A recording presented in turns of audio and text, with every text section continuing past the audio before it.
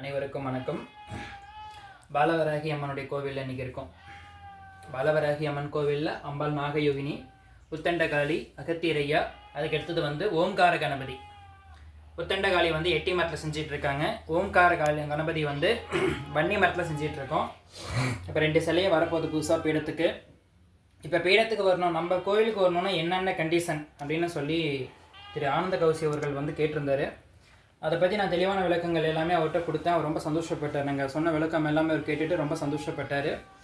அதே மாதிரி அந்த விளக்கங்கள் நம்ம குரூப்பில் பதிவிடலாம், எனக்கு வீடியோவை கொடுங்கன்னு சொல்லி கேட்டால் நான் வீடியோவை கொடுக்கலான்னு சொல்லிட்டு இந்த வாய்ஸ் பதிவை நான் கொடுக்குறேன்.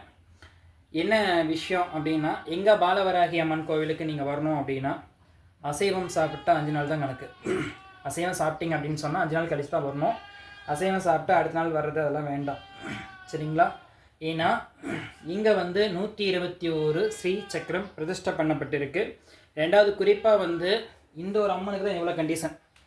ஏன்னா அந்த அம்மனுக்கு கண்டிஷன் ரொம்ப அதிகம், கட்டுப்பாடு ரொம்ப அதிகம். இதனால் அந்த கட்டுப்பாடுனால தான் இந்த அம்மனை வழிபாடு பண்ணுறது நிறைய பேர் விட்டுட்டாங்க. ஆதியில் வழிபாடு செய்யப்பட்ட தெய்வங்களில் இந்த அம்மனும் ஒருத்தி, நாகயோகினி அம்மன்.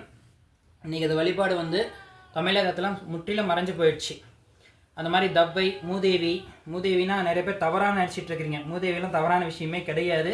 தவ்வை, தூமாவதி, பகலாமுகி, சோடசி இந்த மாதிரி சொல்லக்கூடிய தசமகா வித்யாவில் மூதேவி அப்படின்னு சொல்லக்கூடியது தூமாவதி தேவி, ரொம்ப சக்தி வாய்ந்த அம்மன், சரிங்களா? அந்த மாதிரி சொல்லக்கூடிய அம்மனை தான் நம்ம இன்றைக்கி தவறாக நம்ம சித்தரித்து வச்சுருக்கிறோம் மூதேவி அப்படின்னு சொல்லிட்டு.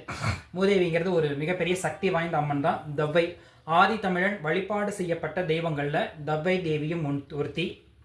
அவளுக்கு தூமாவதி, ஜேஷ்டா தேவி, அதுக்கு அடுத்தது மூதேவி, தவ்வை, இந்த மாதிரி பல பெயர்கள் இருக்குது.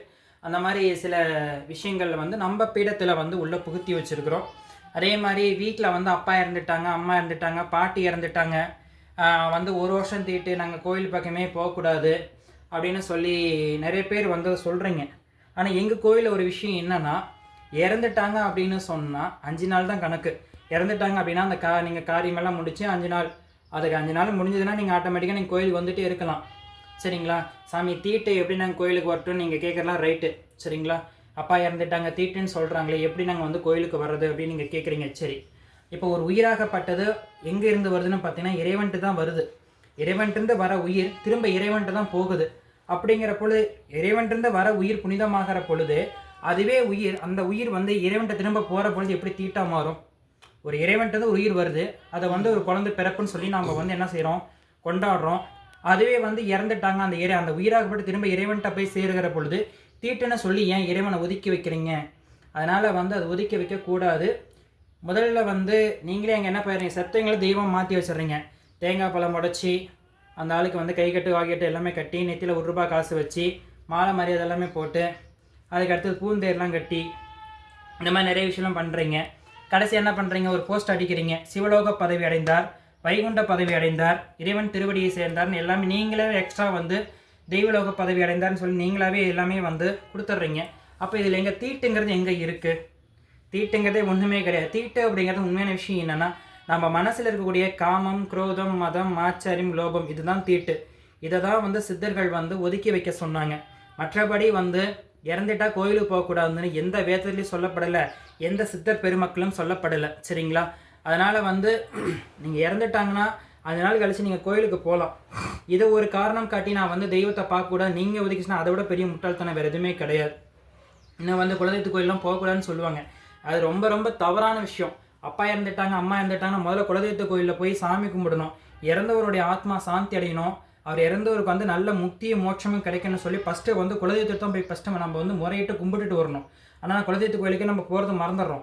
குலதெய்வத்து கோயில் ஃபஸ்ட்டு நம்ம குலதெய்வத்து கோயிலுக்கு போய் இறந்தவருடைய ஆன்மா சாந்தி அடையணும், அவர் நல்ல பிறவி அடையணும், நல்ல கதி அடையணும், நல்ல இறைவன் திருவடி அடையணும், நல்ல கதி அடையணும்னு சொல்லி இறைவன்ட்டு நம்ம என்ன பண்ணணும், நம்ம குலதெய்வத்தில் போய் ஃபஸ்ட்டு நாம் விண்ணப்ப வைக்கணும்.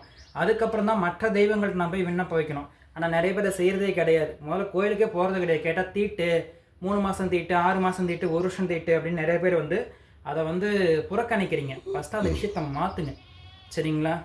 என்றைக்கு இருந்தாலும் இறைவன் இறைவன் தான், மனிதன் மனிதன் தான், தெய்வம் தெய்வம் தான். இதை பிறப்பு உண்டுனா இறப்பு உண்டு, அதை மாற்ற யாராலையும் முடியாது. இப்போ இறைவன் நம்ம பார்க்காம விட்டாலும் இறப்பு உண்டு, இறைவனை பார்த்தாலும் இறப்பு உண்டு, சரிங்களா? அதனால் நம்ம கோயிலுக்கு வர கண்டிஷன் எல்லாமே தெளிவாக சொல்லியிருக்கேன். சில விஷயங்களும் எக்ஸ்ட்ரா விஷயங்களும் சொல்லியிருக்கிறேன். தெரிஞ்சுக்குங்க. நல்லதே நடக்கட்டும். வாராகி அருளால் சுபம்.